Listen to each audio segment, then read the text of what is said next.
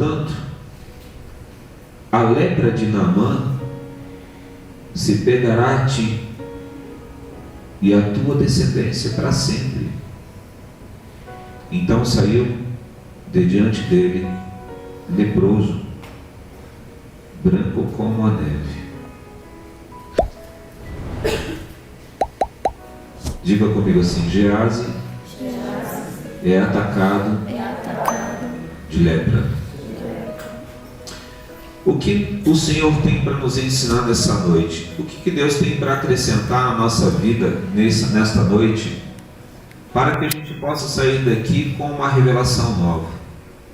Diga para Deus assim: Senhor, eu preciso da tua nova revelação na minha vida. Amém? Nós precisamos diariamente de uma renovação. Se nós não tivermos renovação, se a gente não tiver revelação nova, a gente fica igual água parada. A água parada, ela com o tempo, ela vai ficando suja, não vai? Cria bichinho. A água corrente, ela é sempre uma água nova, né? Imagina, né, se a gente estivesse na beira de um riozinho. Aí você vai lá e coloca o teu pé, né? Pôs o pé, a água passou, você tira o pé e fala: puxa, que água gostosa. Aí você põe o pé de novo naquela água, já não é a mesma água. A água que molhou o teu pé já está lá na frente. A água corrente, ela se renova. A água parada, ela cria bichinho. Nós precisamos de uma renovação diária para que a gente venha se defender. Você sabe que a maior defesa é a renovação. Aqui, a Bíblia fala que Geazi ele foi atacado. E eu gostaria de entender melhor e que Deus mostrasse no seu coração por que esse homem foi atacado e quem era esse homem. E se nós olharmos o texto melhor, a gente vai entender que esse homem era um homem que estava sendo preparado para servir a Deus. Ele estava sendo preparado para andar com Deus. Deus o estava preparando para algo maior. Você sabia que Deus ele sempre está nos preparando para algo maior?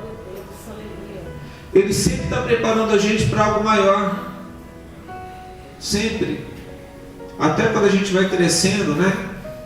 Quando você está lá com seus, pelo menos comigo foi assim, seus 10 anos, 11 anos, 12 anos, e eu calçava 36, 37. Aí conforme eu fui crescendo, Deus estava preparando meu pé para uma coisa maior. Hoje calço 42. Deus está sempre preparando você para algo maior. Ele está sempre preparando você para algo maior. E você tem que entender que a cada momento você tem que estar preparado para receber uma inspiração, uma revelação, uma direção nova. Você não pode ficar igual água parada. E aí, o importante de falar de Geazi é porque Geazi era um homem que ele estava constantemente ligado a Deus, à presença de Deus. A sua vida ela estava centrada em andar com Deus.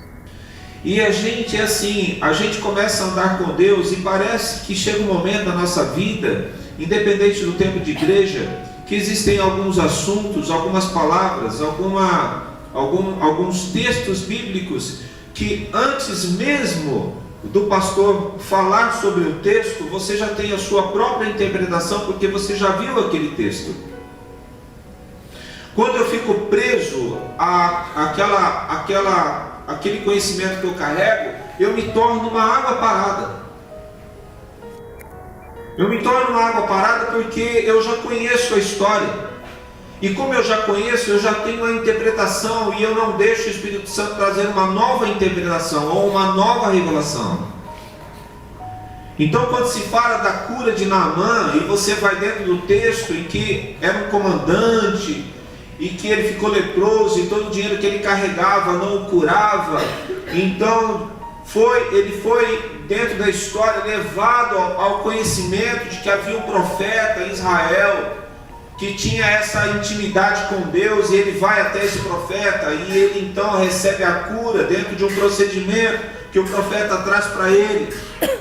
Mas eu não queria ficar preso dentro do texto, eu queria levar você a Gease. Naamã é curado e essa lepra ela sai desse homem.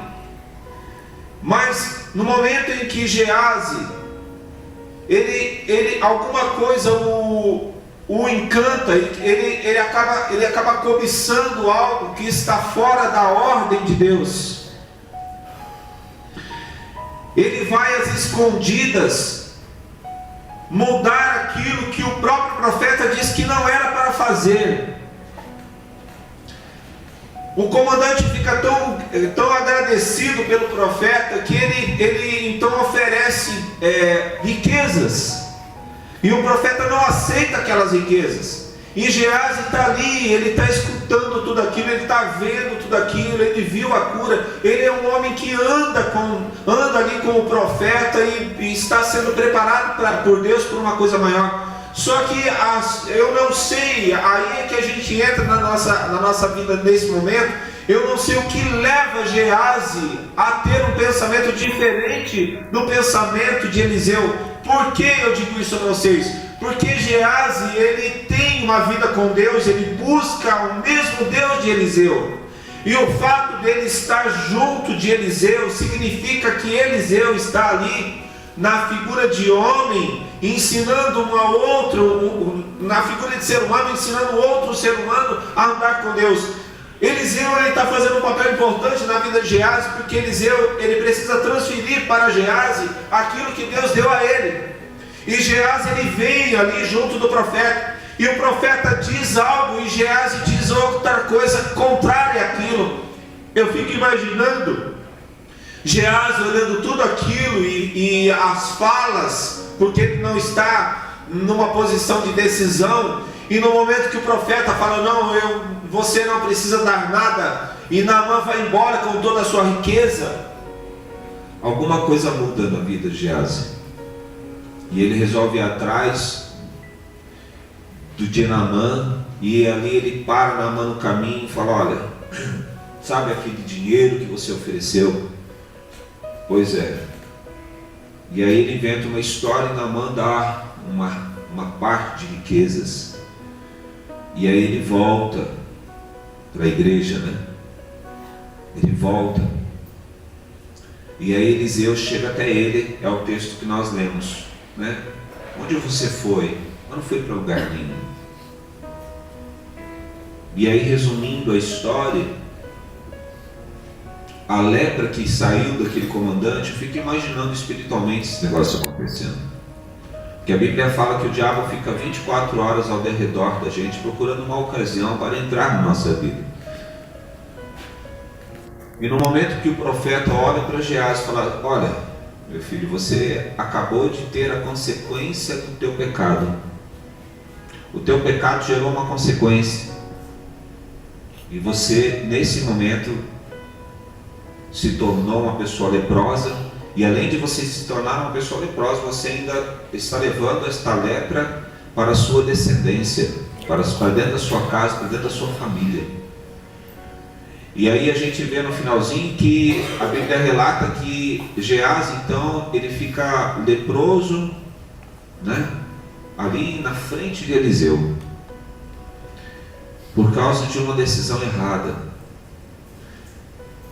E aí a gente precisa ter o cuidado de sabermos como andar com a nossa vida cristã e buscarmos sempre uma revelação nova, sempre uma renovação, buscar sempre de Deus a direção, e aprendemos a não termos decisões diferentes daquela que vem do Espírito Santo. Diga assim, as minhas decisões precisam vir do Espírito de Deus. Amém? Amados, nós precisamos elevar a nossa fé, a gente precisa crescer na presença de Deus. Nós somos partes integrantes de uma nação em que é Deus quem governa. tudo é feito por Deus, através de Deus, e é uma direção de Deus. Deus, ele continua direcionando a sua vida, Deus continua governando sobre você. Só que você precisa aprender os papéis e as funções e aprender as revelações e os mandamentos que Deus te entrega. Você precisa aprender segundo a vontade de Deus na tua vida. E aí esses dias eu tenho muito procurado entender no Senhor a respeito daquilo que nós fazemos errado, querendo fazer certo. A gente faz um esforço para fazer certo, mas tem algo dentro da gente que nos leva para o errado. Aí quando apareceu essa jovem, que apareceu uma jovem essa semana aí com um problema de dependência química. Lógico que a gente já teve outras situações também de procurar ajudar pessoas que têm uma dependência, um aprisionamento. E eu olhando para essa jovem, eu ficava, a fala dela saber que ela estava destruindo a vida dela nas drogas, ela estava acabando com a vida dela, ela sabia que ela tinha que parar. Só que ao mesmo tempo ela entendia que ela não conseguia parar. E você sabe que nós somos assim. Eu fico imaginando Gease. Será que Gease, na sua consciência, ele falava: não, eu não quero mais nada com Eliseu, eu não quero mais nada com Deus, eu vou lá até Naamã, já vou pegar essa grana que esse cara tem e vou me mandar no mundo. Será que era isso que passava na mente desse homem? Na realidade, esse homem, ele foi pego dentro de uma necessidade interna dele, ele foi pego dentro de uma fragilidade que ele carregava, e o diabo o aprisionou dentro da sua fraqueza. Havia dentro dele algo que estava fragilizado, e o diabo lançou o dardo. A Bíblia fala que o diabo lança dardos malignos. Quem já ouviu esse termo? Quem já ouviu? Levanta a mão. A Bíblia diz que o diabo lança dardos malignos. Imagina lá, ele chifrudão. Ele lança dardos malignos, Aí a gente vê esses filmes indígenas que eles têm uma flecha com veneno na ponta, que eles sopram, Imagina, então o diabo, de repente é no sopro, Dardos malignos. Nós precisamos trazer o que a Bíblia diz para o nosso dia a dia, para nós entendermos o que é esse dardo maligno. O diabo me acertou agora. O que é esse dardo maligno? São pensamentos que mudam a rota da tua vida. São pensamentos que mudam a direção da sua vida. Então você está indo lavar o seu sapato. Alguma coisa muda a rota e você vai fazer outra coisa qualquer. Eu estou dizendo para você que dardo maligno é um pensamento que entra em você e aquilo modifica a sua forma de ser, contrário à ordem que o Espírito Santo te deu, e isso causa sobre você uma lepra. Vocês estão entendendo o que eu estou dizendo? Isso causa uma lepra, e parece que essa lepra, ela vem de uma tal forma que você vai até ela como se fosse um benefício para a tua vida.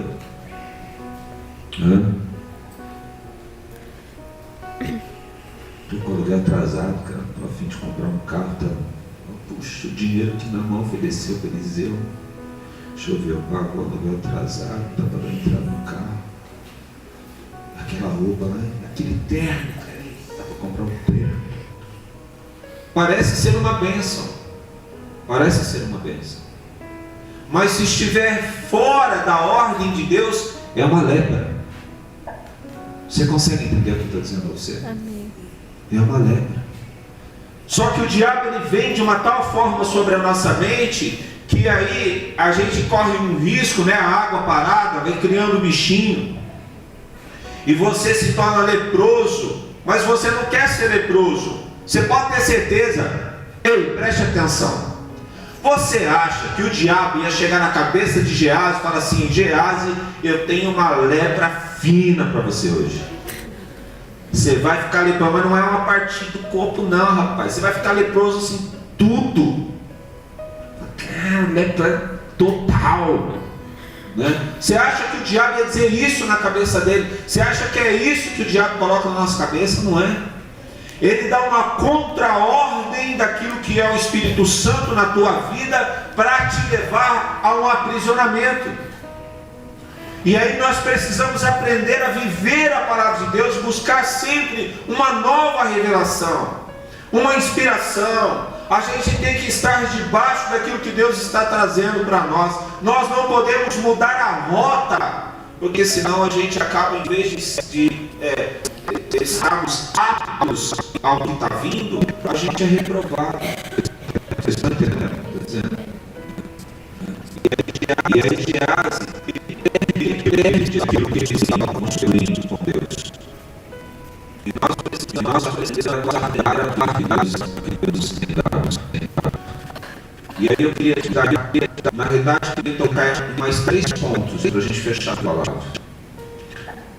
3 homens: Pedro, Paulo, Moisés.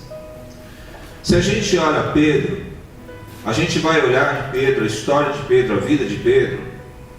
Ele era um homem que não teve oportunidade de estudar, ele não tem uma instrução, ele não tem, é uma pessoa que o seu serviço é um serviço braçal. E o Espírito Santo, chegou a um ponto do Espírito Santo estar tão junto desse homem. Uma pregação desse homem, no dia de Pentecostes, 3.000 pessoas aceitaram Jesus Cristo numa pregação só. Aí a gente vê Paulo, um homem culto, um homem que conhecia o mundo da sua época, que tinha conhecimento de as crenças de outros povos, outras nações. E tem um momento que Paulo, em outras palavras, mas Paulo diz assim: eu vou a essas pessoas, eu levo a palavra de Deus, não através do meu conhecimento, mas através do Espírito Santo. Então, aí uma coisa, sabe, eu começo a entender, se eu parar em Pedro e Paulo, você sabe que as pessoas que são chamadas por Cristo para pregar o Evangelho, para viver com Deus, e não tem a bagagem de conhecimento humano, o seu coração, ela também não foi contaminado pelo conhecimento que os homens têm e que não levam para lugar nenhum. E a pessoa recebe a palavra da sua inocência e ela vive aquilo, e Deus leva aquela pessoa a algo maior.